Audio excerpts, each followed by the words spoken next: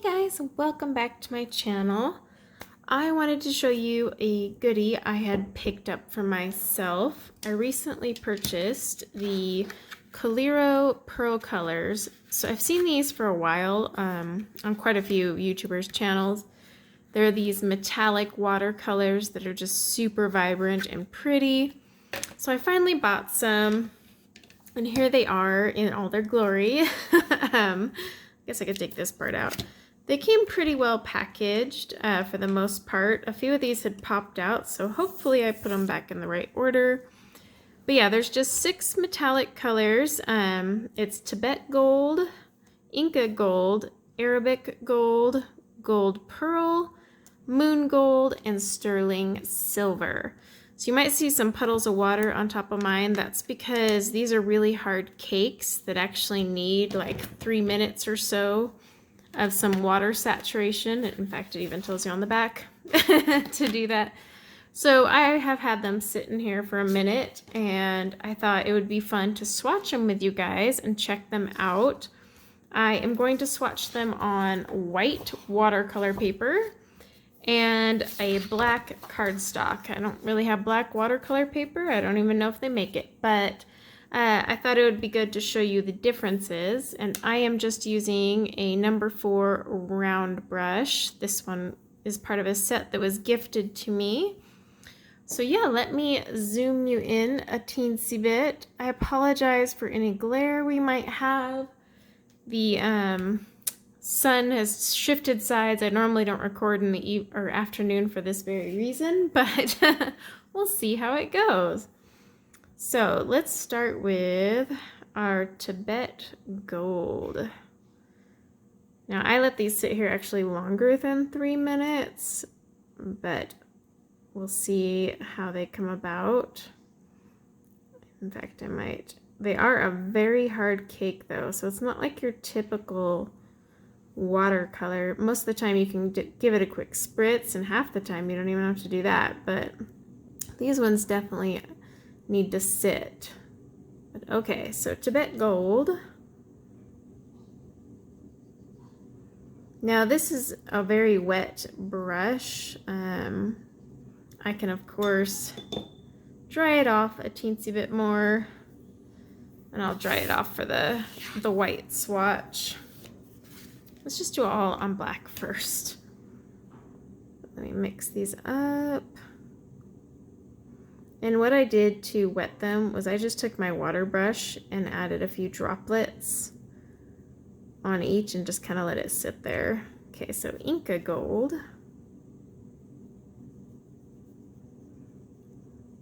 And obviously this is a wet on dry technique.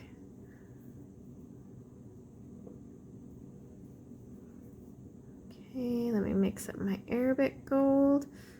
It is pretty cool though, once you get the water on there and they start shifting around, they are very luscious. Arabic Gold. And like I can even dry off my brush and pick up some, just to kind of show you guys the difference. So here's a drier brush, putting it down. Okay, let's go with Gold Pearl. In fact, I might mix these all real fast and then dry off my brush. We'll see. Okay, so here's Gold Pearl. And they all look quite alike, but it is just a gold and silver palette. They each have their own little unique properties. All right. And I really do apologize for the lighting. I just really wanted to get this filmed because this is from my June haul, and I got all my Amazon Prime Day stuff I need to show you guys. I was like, oh my gosh, this is been like the next 2 months of swatching. Okay, Moon Gold. And then if I were to dry off my brush and pick it up again.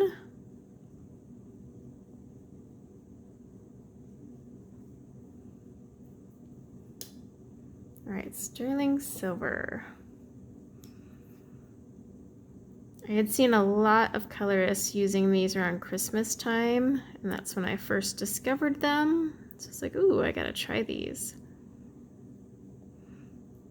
Now I do have the Kuretake ones as well, and they're not too shabby at all. I swatched those not too long ago. Couldn't tell you a date because I don't know when this one's gonna post. All right, so this one's super watery. I'm kind of just gonna let that mix a little, dry off my brush and see if I can get a different color.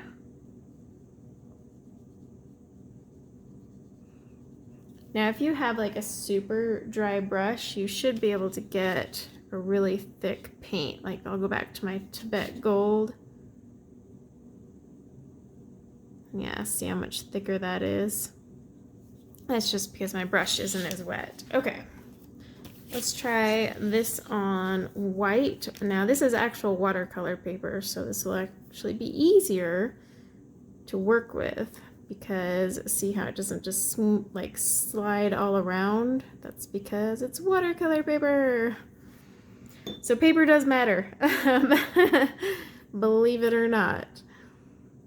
This is just a little bit more absorbent. It's Inca Gold, so it's going to take the color better. It's not going to slide around like it does, so you can actually absorb the color.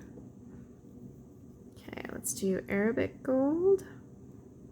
Whereas on my black, that's just a smooth cardstock. Now if you had a thicker black, it might work, but I don't think they have a black watercolor. If there is such thing, let me know. I would love to know. I just haven't seen one. I've seen gray and all the alike, but I don't think I've ever seen a black. This one's Gold Pearl. That one does not want to come off my brush.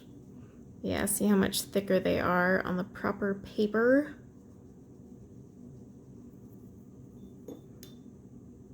Now the only thing is on this watercolor paper, because they absorb so quickly, they might not be as shimmery, but we'll see, we'll compare. So Moon Gold. But what's nice is I could do actual accents on this paper, whereas on the other paper it glides so much. I'm testing it on a watercolor paper because most of the time I will be using these on watercolor paper for watercolor projects. I may later go back and swatch this on just ordinary cardstock just to kind of see what it would be like in for a coloring book. Oh, this silver isn't going to show very well at all. Yeah, it's barely going to show on there. But let me see if I...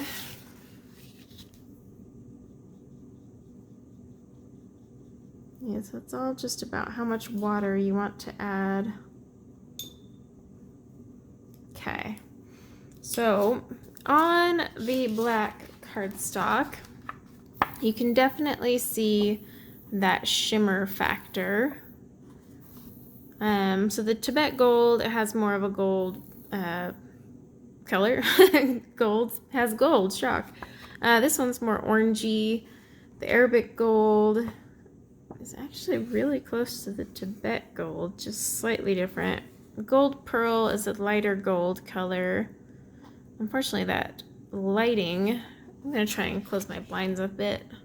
That might help. Okay, so the Gold Pearl is still nice and shiny. Moon Gold is like one of those lighter gold colors, but it's very pretty and it still shimmers. Now, Sterling Silver is, well, it's not as silvery as you would hope, I guess, is the best way to put it. But I mean, it's still all right. Okay, so let's get the ones that are on the actual watercolor paper. So here we have the Tibet Gold, and you can kind of see how it's nice and shimmery there. Actually, love that one. Gold Pearl, and see how thick and even it is on this paper. We have Moon Gold, which looks way much, oh, so much better on this paper. Inca gold, and then Arabic gold, and then the silver is more like a white on this. But you'll notice the biggest difference is, let me zoom you out. The biggest difference between the two are basically that, you know, this is not a watercolor paper, so obviously you're not going to have the same effect. You can see the water lines in there, but I can always go back with a drier brush and fill that in if I wanted the full effect. You know what I mean? You just have to be more cautious with your water on cardstock. Whereas the watercolor paper, my brush can be wet and it's still going to lay down just fine. So in a coloring book, I might even use a water brush instead, and I'll wet it and just barely pick up any color. That way I am getting more of a concentrated color, like I'm going back over this one, as opposed to where you can see my water strokes. But this is watercolor, so one thing I'm kind of curious about, get a clean brush here, is if it reactivates. Yep, so it does reactivate on the paper, so that's good. Then you can move it around, which means you could also use that for lifting, so that's good. And same thing, let's try this moon gold over here. Yep, it lifts awesome. So I could legit erase this off of my page just by getting a wet brush and lifting it up. See how I've lifted it already? And then you can always take a rag. And oh my gosh, it never happened. That's the great thing about watercolors and watercolor paper. Even though it's down, all I gotta do is wet it. Take a wet sponge, wet washcloth, wet whatever, and lift it right off your page. That's what the beauty of watercolors. You mess up, no one has to know. But yeah, so they do reactivate and move, which is always something I want to make sure of, because believe it or not, there's some watercolors that don't move like a watercolor, like they won't let you pick them up. Only thing is on a watercolor paper, you always have to dab. Be very gentle, because once you damage that paper, there's no coming back. Yeah, overall, these are definitely adorable colors. They are pretty pricey. Supposedly these are handmade in Germany. And my only gripe was, like I said, when it came, a few of these had popped off. They're like stuck on there and supposed to stay in there, so they must have gotten jostled in the shipping. So that does kind of concern me a little. But I think I put them in the right order. They seem to match up. The only other thing is, like, there's no code on the bottom. So like if they do come out of these little things, their codes on the bottom don't line with the codes here. So you'd kind of be like, which is which?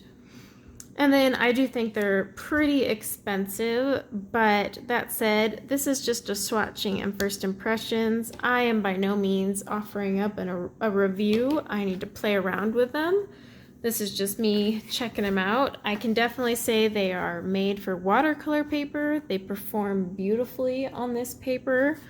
And I'll test them out in some coloring books and other things over the next couple weeks. Then I'll get a review out. I have a lot of swatching videos out there, and it's just I haven't had time to use all these products enough to where I'm confident enough to do my review and give you guys, you know, hey, here's what I say. But just first impressions, those are my big things, is that I had a couple pop off.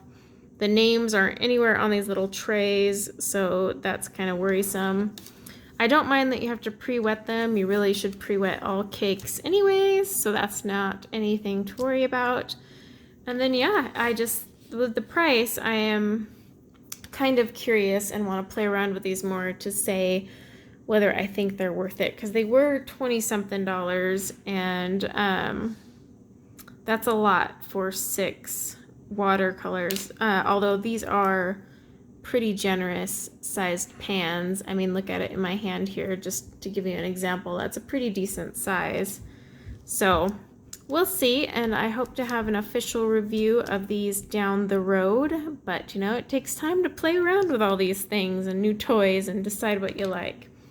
So if you have these, let me know in the comments below if you've done any pictures with them, what you like to use them for.